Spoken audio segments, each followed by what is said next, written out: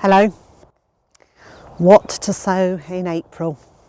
I'm Zorab and this is Byther Farm.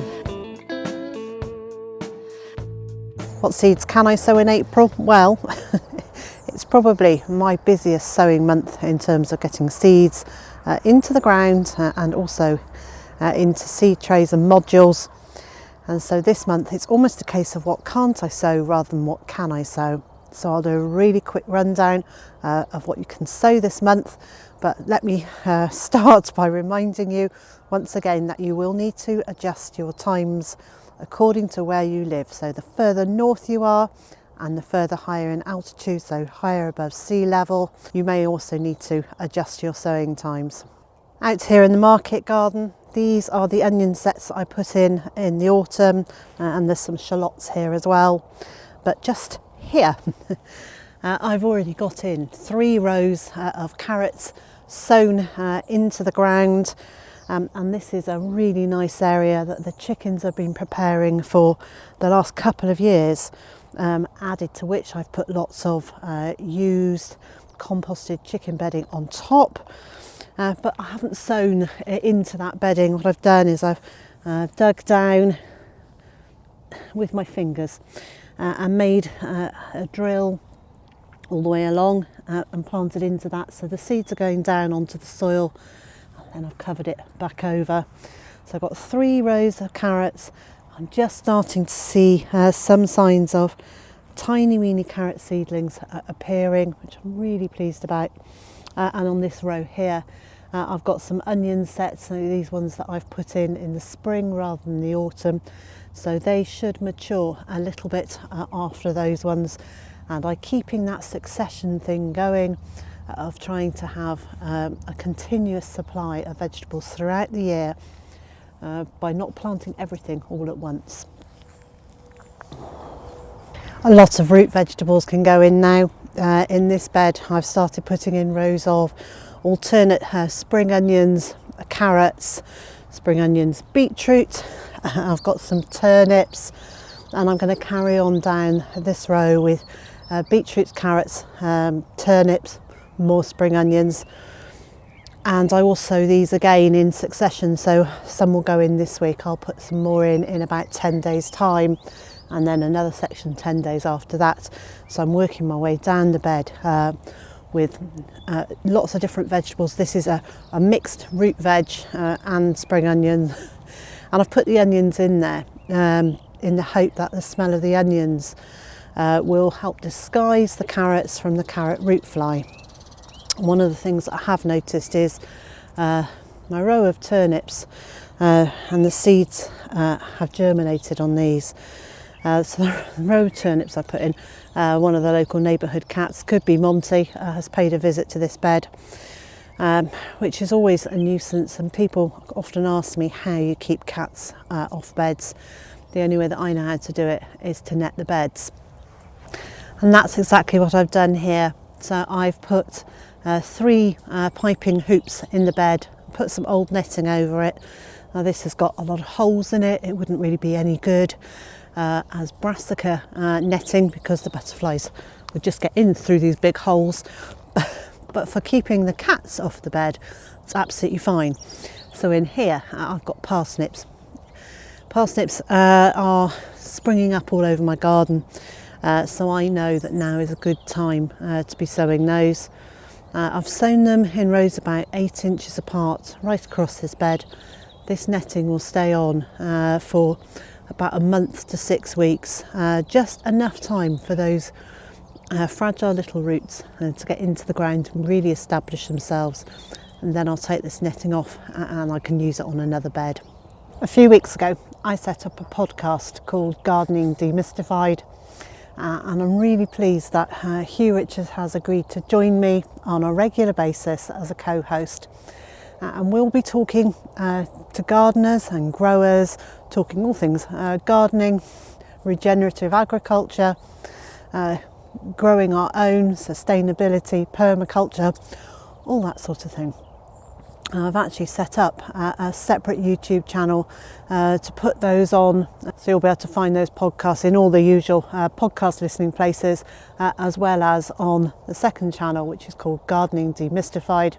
I'll leave links for it on the screen and in the information, the video description. So I hope you'll subscribe to that channel too and enjoy listening to those podcasts. This is last year's bed of Celeriac and Hamburg parsley. So this is the root parsley, where you can eat the leaves and then eat the roots as well.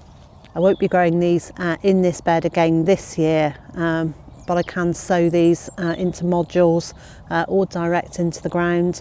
Now, I grew them in modules last year, and when I put them into the ground, I think I probably squashed the roots together a bit, because the roots are quite gnarly and kind of clumped together. And I think this year I'm going to do a direct sowing, so I'll just create a narrow drill in a bed and sow a fine row of seeds, and then I will probably thin them out to about 2 to 3 inches apart. I don't think they need a huge amount of spacing, because I don't want enormous roots. I'm quite happy just to have them as a top up to the other root vegetables that we grow. And again, celeriac. Celeriac I will start off in modules. I'll put in 1 seed per module, and I'll be starting the celeriac this week. First and second early potatoes usually go in during March, but if you haven't got them in yet, it doesn't matter, they can go in now. And Maincrop potatoes can also go in. So I've got them in a bed here. These are second earlies, or they could even be first earlies. I think these might, I can't remember which I've planted where, and it's a really good job that I keep a journal. So I do actually have a journal where when I've planted things I write them down, so I've got a record of what's gone in where. But I think these are a Red Duke of York in here, grown as an early, but actually I leave them in the ground till I need them. So although I might have some of them early, some of them I leave to mature and have them a little later as well. So they've gone in here on the surface of the soil, and then I've piled grass clippings on top of them,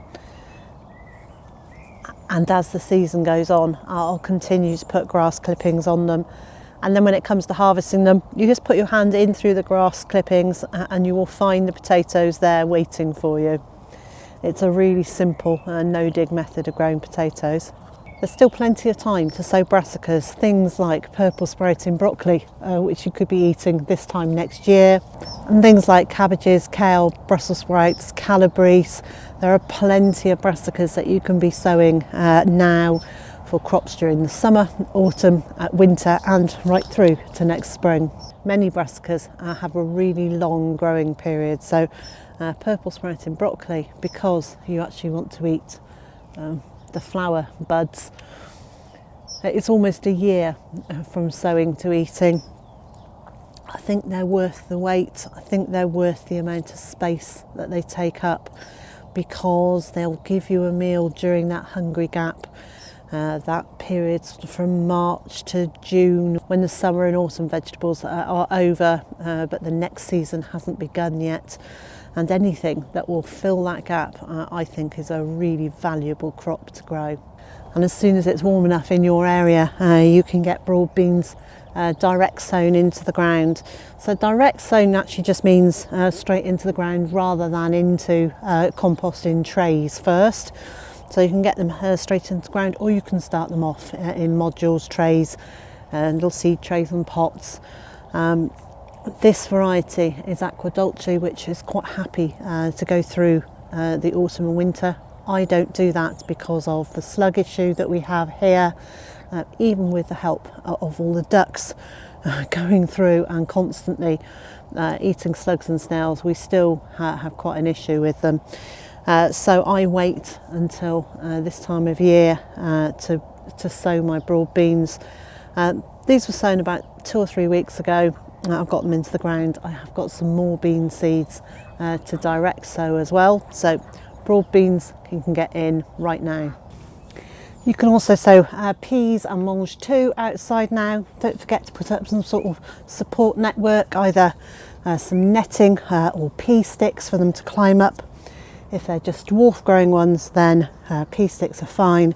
If they're a very tall variety, you're better off with some sort of netting, and you can do that using string and canes, or you can buy a netting.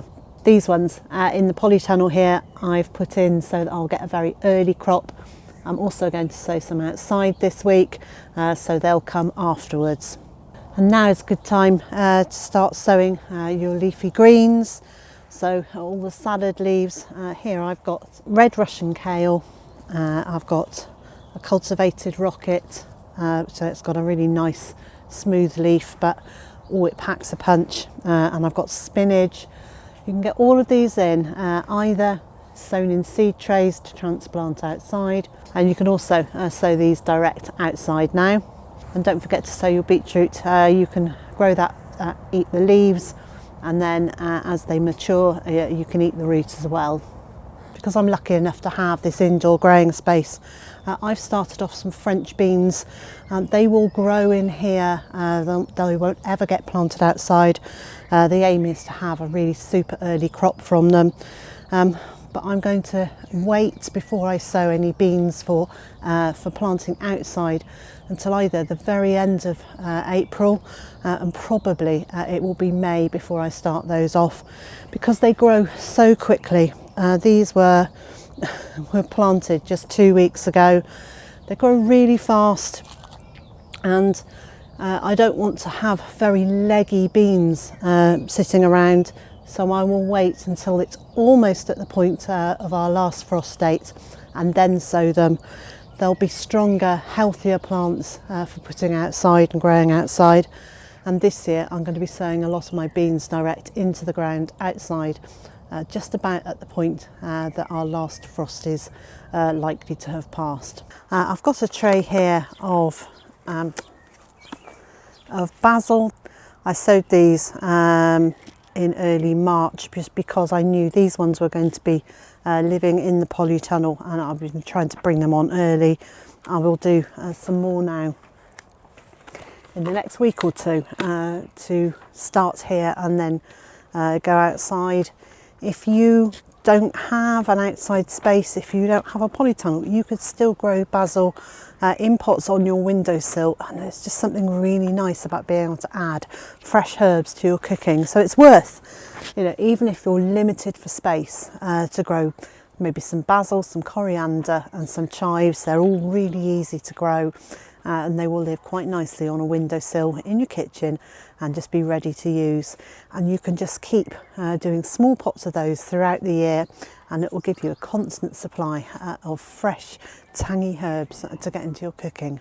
It does feel a little bit like it's like ready, steady, sow, and just want to get everything in. But I also have to remember that if I sow everything like today, I've also got to be able to plant it out without it getting root bound in its little containers. So it's much better to pace yourself and do a little bit each week, and they will still come. They will still come. And I'm going to carry on with my successional sowing of brassicas, peas, lettuces and herbs. So I hope that's given you some idea of the things that you can be sowing in April. And so wherever you are in the world and whatever you've got planned for today, I hope it's a good one. And I also hope you'll join me again next time.